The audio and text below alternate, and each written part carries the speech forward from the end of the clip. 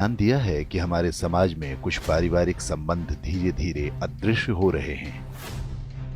पहले हर बच्चे के माता पिता के अलावा चाचा, ताऊ, बुआ, मामा, मौसी जैसे ढेरों रिश्तेदार हुआ करते थे, लेकिन अब ये सभी मानो विलुप्त प्रजाति होते जा रहे हैं।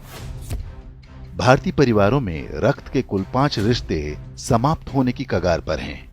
1-2 पीढ़ी बाद संभवतः ये सभी संग्रहालय में सजा दिए जाएंगे। केवल अंकल और आंटी बचेंगे। इसे इस तरह समझा जा सकता है, यदि किसी दंपत्ति के 2 पुत्र और 2 पुत्री हैं, तो उनके सभी 5 रिश्ते यानी ताऊ, चाचा, बुआ, मामा और मौसी होंगे।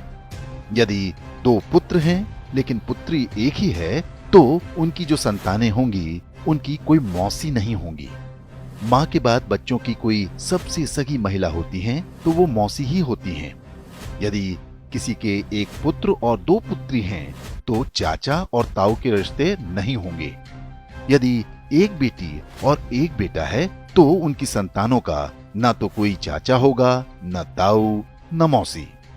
यदि 1 बेटा या 1 बेटी होती है, तो वो पूरी तरह से अकेला होगा। माता पिता के बाद उसका कोई रक्त संबंधी नहीं होगा।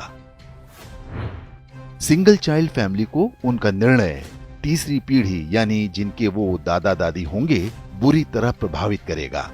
उनका पौत्र या प्रपौत्र इस संसार में अकेला होगा।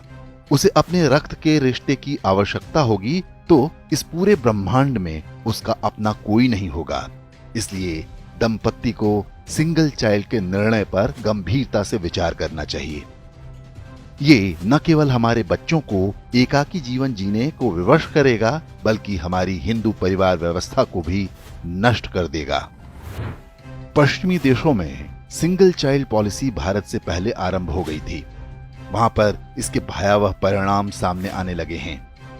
ब्रिटिश विद्वान डेविड सेलबॉर्न ने एक पुस्तक लिखी है जिसका नाम है द लूजिंग बैटल विद इस्लाम। इसमें बताया गया है कि पश्चिमी समाज पर इस्लाम का अधिकार होता जा रहा है और इसका सबसे बड़ा कारण एक शक्तिशाली परिवार व्यवस्था का अभाव है। यूरोपीय देशों में परिवार नाम की संस्था लगभग समाप्त हो चुकी है। लोग विवाह करना पसंद नहीं करते। समलैंगिकता, अवैध संबंध, लिव इन रिलेशन जैसी कुरीतियां सामान्य बात हैं।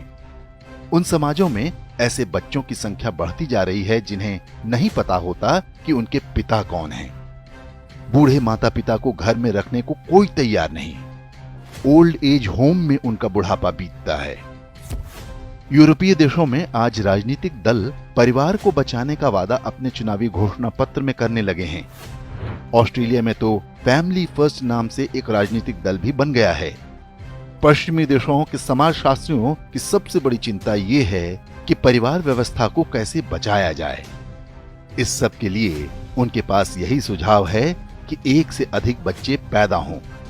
अब यही चुनौती भारतीय समाज के सामने भी खड़ी होने जा रही है। क्या हम समय रहते सतर्क हो पाएंगे या हमारे साथ भी वही होगा जो पश्चिमी देशों के साथ हो रहा है?